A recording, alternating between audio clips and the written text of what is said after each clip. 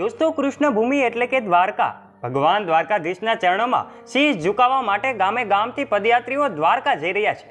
માર્ગમાં અસંખ્ય લોકો માટે કેમ્પનું આયોજન કરાયું છે, જે લોકોને દ્વારકા જવામાં પડી રહેલી મુશ્કેલીઓ દૂર કરવામાં આવી રહી છે.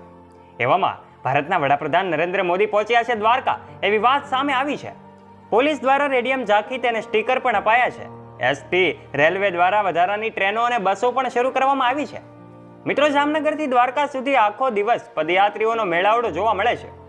દ્વારકામાં ફૂલદોલોત્સવની શરૂઆત થઈ ચૂકી છે. રવિ અને સોમવારે દ્વારકાધીશના પટાંગણમાં ભક્તો કેસુડો અને રંગથી રમશે, ત્યારે વિશિષ્ટ દર્શન પણ થશે.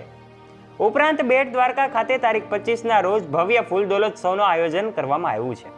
ગોમતીમાં ગઈકાલે 1.5 લાખ લોકો જેટલા લોકોએ સ્નાન કર્યું હતું અને દ્વારકામાં 2 લાખ કરતાં વધુ લોકો ઉમટી પડ્યા હતા. ત્યારે નરેન્દ્ર મોદી પણ આ સોનાની દ્વારકા નગરી જોવા માટે અને એમના દર્શનાર્થે ગયા છે તેવી વાત પણ સામે આવી છે.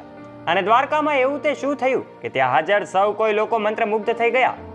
આજના વિડીયોમાં અમે તમને જણાવીશું આ દ્વારકા નગરીના ફૂલદોલોત્સવની સાથે નરેન્દ્ર મોદીની દ્વારકા નગરીની મુલાકાત. વિડીયોમાં આગળ વધતા પહેલા કોમેન્ટ બોક્સમાં જય દ્વારકાધીશ અચૂક લખી દેજો. અને આપે હજુ સુધી અમારી ચેનલને સબસ્ક્રાઇબ ન કરી હોય તો નીચે રહેલું બેલ આઇકન દબાવીને અમારી ચેનલને અવશ્ય સબસ્ક્રાઇબ કરી લેજો, જેનાથી અમારા નોલેજેબલ અને રસપ્રદ વિડીયોઝની નોટિફિકેશન્સ મળતી રહે આપને સૌથી પહેલા. વર્તમાનમાં ભગવાન દ્વારકાધીશનો વિશિષ્ટ શણગાર કરાશે અને ભગવાનને કલરથી રમાડાશે. ફક્ત ફૂલદોલોત્સવ પહેલા જ પવિત્ર ગોમતીમાં સ્નાન કરીને ઠાકોરજીને ઝુમાવશે અને દ્વારકા કૃષ્ણમય બન્યું છે. બેટ દ્વારકાના સંદેશામાં કહેવાયું છે કે તારીખ 25ના રોજ ભવ્ય ફૂલદોલોત્સવ ઉજવાશે અને ઠાકોરજીના ફૂલદોલોત્સવનું મહત્વનું ખૂબ મહત્વ રહેલું છે. તેના દર્શન 11:30 થી 12 ઉપરાંત તારીખ 26ના રોજ એ પ્રસંગે મંગલા આરતી 7:30 વાગ્યાથી 8 વાગે શૃંગાર આરતી બાદ તમામ મંદિરો બંધ થઈ જશે.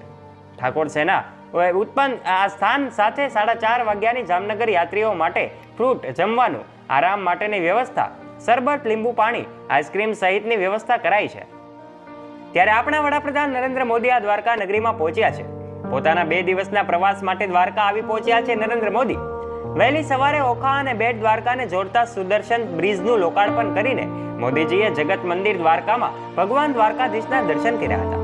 આ પછી પીએમ મોદી દરિયામાં ડૂબેલી દ્વારકાના પૌરાણિક અવશેષો જોવા માટે મોદીજીએ કૂપા ડ્રાઇવિંગ કરી હતી અને સમુદ્રની અંદર તેમની સાથે જે થયું તે જોઈને બધા જ ના હોશ ઉડી ગયા છે.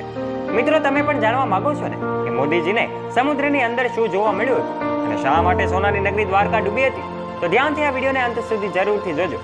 શરૂઆત કરીએ તે પહેલા એક લાઈક અવશ્ય કરી દેજો